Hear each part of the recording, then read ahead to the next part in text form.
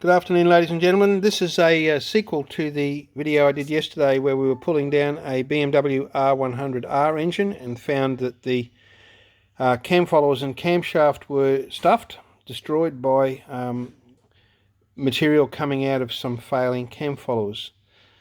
We've moved on now and taken the flywheel off the bike and exposed the rear main seal, which was leaking, and also the oil pump housing cover, which was leaking. And this is what we found. This is the filter that I've taken off and taken out and cut apart. This is the oil pump cover housing, which is a little bit scratched up, but not nearly as bad as I thought it was going to be.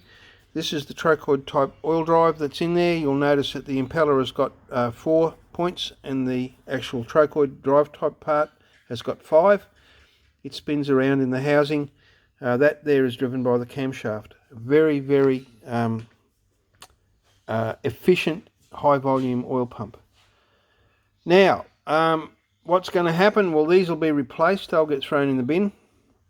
Strangely, the block has suffered a little bit of scoring here and there, but it is not so significant that we have to do anything really particularly special with it. It will clean up and it will be all right. This could be reused, but I do have another one of them here that's in better condition, so I will use it. It isn't badly scored, right?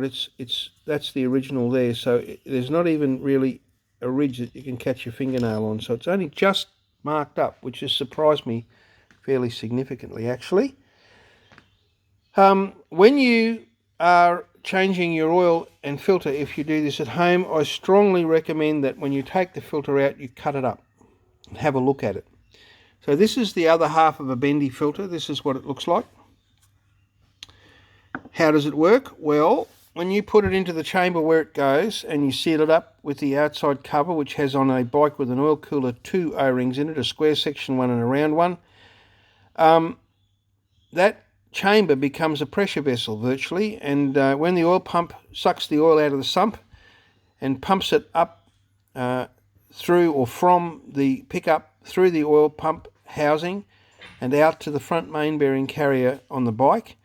The front main bearing carrier is the main distributor for oil on a BMW motor, and from there it goes down through the side of the block to the rear main bearing and the rear journal on the crankshaft. In the front, which is the main one, it goes up to the oil pressure relief valve and again to the front main bearing and to the front main conrod bearing, journal I should say.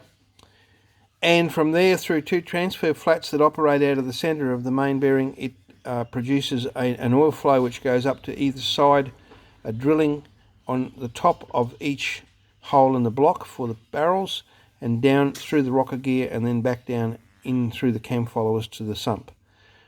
This oil filter is the only protection that your engine has from catastrophic failure through debris and shedding metal and other things. So in this particular case, it's done a remarkable job.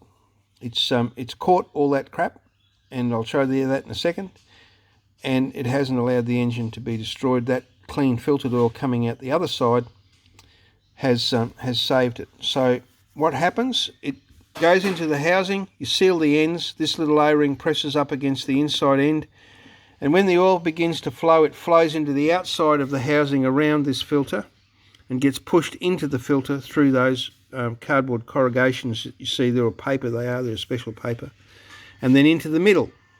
From the middle it flows down into a kind of like a reservoir or tank inside the block, and there under pressure it gets forced up into the main bearing housing and then down to all the rest of the engine. That's why if you don't have the O-ring seated correctly or you don't have it sealed properly, it won't build up pressure in that oil filter housing, and in fact it will actually destroy the motor ultimately.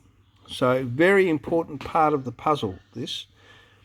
I've cut this one apart in a strange way. I don't normally do it like this, but I just prized the ends off it to show you how it looks.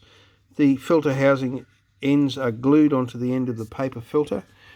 When you open it up, you want to be looking at the outside, this bit here. I just use a packing knife like that, slice it along end to end, and you can pull it out from underneath those caps in normal circumstances, but I prized it apart this time to show you how it works. That's the centre pipe. They wrap the cardboard or paper filter around that and then glue it on with the ends, and then they put an outside wrapping on it to hold it all together and in place.